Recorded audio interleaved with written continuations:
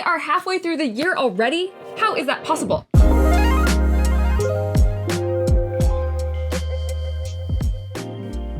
Hey guys, welcome back. Today we are going to be ranking Book of the Month picks I've read from January 2023 to June 2023. Every month I put out a poll where my subscribers vote on which Book of the Month pick I read for that month. So if you want to participate in any of those future polls, be sure to subscribe to the channel so you don't miss that. I figured this video could be helpful if you need help deciding which book to pick as a future add-on for your own box. Also, be sure to comment below what books have been your favorites or not so much your favorites. I'm very curious to know. I am going to quickly start with two books that I did not get through Book of the Month specifically, but they were Book of the Month picks. I read them and they were fantastic, but I didn't think it was fair to stick them in with ranking my Book of the Month picks for the last 6 months, since I didn't truly get them as a Book of the Month pick. So first we have Georgie All Along. This was a pick from February and it's a romance novel. In this book, the main character, Georgie, moves back to her hometown and she's trying to find herself, and it also is like this small town-esque romance with this reserved guy. The character growth was lovely for both Georgie and the love interest, and the book focused on them as people and what they were going through separately, so I thought it was nice that the book wasn't solely revolving just around the romance aspect. Then the second one that I loved was Wayward. This was a March pick. This is one that I've had my eye on since the end of last year, but I didn't get it through Book of the Month because I wasn't sure if I would actually like it. There are content warnings in this book for sexual assault, domestic abuse, and the like, and I wasn't sure if once I started reading the book, if I would be okay with reading with the content warnings or not. So instead I got it from the library. Yes, the content warnings in the book are real, but honestly, I felt like the book was so good. It follows 3 women who are related from 3 different time periods. So their 3 stories really make me think of the saying, history doesn't repeat itself, but it often rhymes. Overall, I found it to be a very impactful book that made me feel all sorts of this deep feminine rage. So moving on to books I've gotten from Book of the Month, we have January through June. I have gotten 9 2023 releases. In the number 9 spot this was an add-on from February. Last Tale of the Flower Bride. The plot of this one is the bride has one rule for her new husband, and that's don't ask questions about the past. But this is tested when they have to return to her childhood home and things are getting revealed. This book is in last place, and I think it burns so bad for me because it was one of my most anticipated reads of the year. And I thought it was terrible. This book was super, super short, but it just drug on, and it felt like it was never going to end. The writing in this one is very flowery and nice, although most of the time I didn't feel like the writing was really even telling us anything. It was so elusive and, again, flowery the whole time, which I know was on purpose, but I hated it. Also, I just thought the plot was terrible. I thought it was going to be this magical realism, like fantasy book, but really it was just centered on a delusional narcissistic girl. Number 8 is a May pick. This is The Last Word. This is a thriller about a woman who is house sitting for a stranger in the middle of nowhere. During her time house sitting, she reads a horror book, and then she goes online and she rates it 1 star and she gives it this terrible review.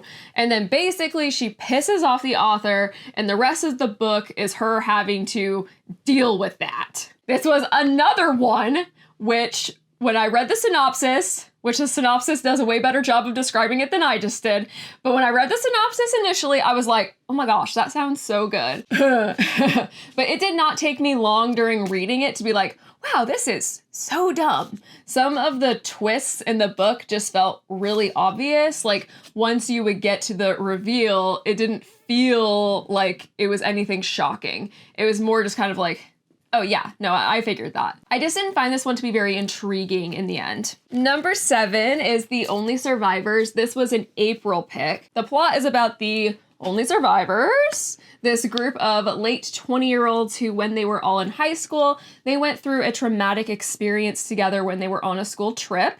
Now, ever since then, they gather for a week together in a beach house on the anniversary of this traumatic event. This one just kind of straight annoyed me. I thought the idea of all of these people from high school getting together every single year for a whole week for 10 years, even though none of them seemed to like each other, was so stupid. It felt like such a waste of time in the story, and it felt like such a waste of time when I was reading it. None of the characters seemed like they wanted to keep this tradition going, but they all felt like they had to because they were all linked by this horrible thing. I just didn't vibe with it. Also, I didn't feel a connection with any of the characters. There were just too many of them. They all seemed to melt together in my brain, and I kept getting them all confused. Now thinking back on it, I don't even know without looking if I could tell you the names of all of the characters in this book. Okay, we have number 6 is The Wishing Game, and this is a pick from June. This is a hard one to place in a genre. Book of the Month says it's like contemporary fiction, but then Goodreads mentions magical, realism, or fantasy. But I don't feel like anything actually fits for this one. The main character gets this opportunity to go to this recluse author's island for a chance to compete for his new book. Whoever wins the competition gets to do whatever they want with the unpublished manuscript, and it's implied that, you know, if they sell it, they can get a bunch of money. So I think I figured out my problem with this one, and it was that I don't think I was a target audience. So the whole story is a nod to Charlie and the Chocolate Factory, and for me, I don't feel any sort of way towards that book. I haven't read it, and honestly, I don't think I've even seen the movies, so I feel nothing in regards to it, and I think that's why I kind of felt nothing for the book. I do think the author had a point to her story. I feel like she was trying to hit a target audience, so I know it works for other people, and I love that, but it just wasn't for me. Ooh, buddy. Okay, number 5 is The Writing Retreat. This was a pick from February.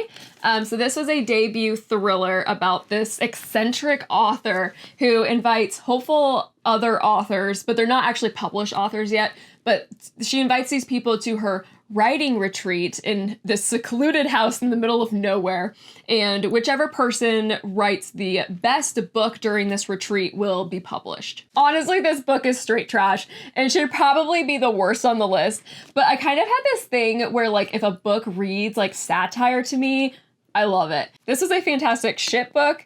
Read this to hate read something. It was bonkers. It was just absolutely crazy. It had this stupid plot. It had uninteresting but also whiny characters. And then this just terrible ending. If you are curious about this one at all, like I said, if you just want to have a laugh and read it, don't waste your money getting it as an add-on. Definitely get it from like your library or borrow it from a friend or something. I don't recommend putting this one in your box as an add-on, but like I said, I feel like I was giggling the whole time I was reading it. Number 4 is What Lies in the Woods, and this was a January pick. So here we are with another thriller. Lots of thrillers this year, I've noticed. So this, back in January, was the first book of the month pick that I read for the year, and I was very pleased with it. I felt like it was a really good way to kick off the year. So plot for this one is this main character, when she was a child, her and a handful of her friends were playing in the woods. She got attacked by a serial killer and lived. Now the story is taking place 20 years later. She starts asking questions about that day and starts wanting to figure out what really happened. I did find the plot of this one to be very intriguing. Also, I really loved the crassness of the main character during her thoughts and dialogue. She just felt like a very real character to me. Also, I felt like all of the clues for the ending of the story and the big reveal were nicely laid throughout the story. Like when I got to the end, it was like, Oh, like it all kind of made sense and you could pinpoint where everything had been laid previously. But when I was reading it for the first time, it wasn't obvious. Overall, I just thought it was a really well-crafted book and I had a lot of fun reading it. Okay, number 3 is The Soulmate, and this is from March. This is the last thriller of the list, I promise. So this is one that I was really looking forward to, and it ended up being an early release pick for Book of the Month, so that made it even better. The plot of this one is the main character and her husband move to this cliffside home. Unfortunately, this is a popular cliff for people to try and end their lives at. The husband has always been able to stop people who come to the cliff until one night he doesn't, and it becomes this big question on who was that woman? Did she fall? Was she pushed? Who knows unless you read it. The twists and turns of this one did really get me. I had no idea what was going to happen when I was reading it. So the story is told from the point of view of the wife of the house and then also the woman who went over the cliff. The chapters were very short, very to the point, and this made for the book to like really pluck along. I think I read this in less than 24 hours. It was really an easy read. I was surprised by the ending, but I did really like it. Okay, number 2 is The Adventures of Amina. This is a March pick. This was a fantasy pirate book. In this book, Amina is a retired pirate who is hired to go on one last quest. And who thought that I would love a pirate book so much? I don't know if I would have gotten around to reading this book this year if it wouldn't have been a poll winner. I had been seeing the cover and the title like float around at the end of last year, and I was curious about the book, but I don't know if I would have picked it for myself. So I am glad that I got to read it. I'm glad it was a poll winner. So this was a really nice long book to really dig into. The world building was very immersive, and we had like our badass female main character, and I love a strong woman. Throughout the book, I also kept being really surprised. I had no idea where the story was gonna go at any point, and for me, that made for a really fun time. I'm definitely looking forward to the next book in the series. So this book does not end on a cliffhanger, but it does set up for the future of the series nicely. Number 1, okay, yours truly. This was a May pick. Of course, a romance is the winner for me. I am a romantic at heart, and it seems romance books will always be at the top of my list. This book centers on 2 ER doctors who enter into a fake dating arrangement.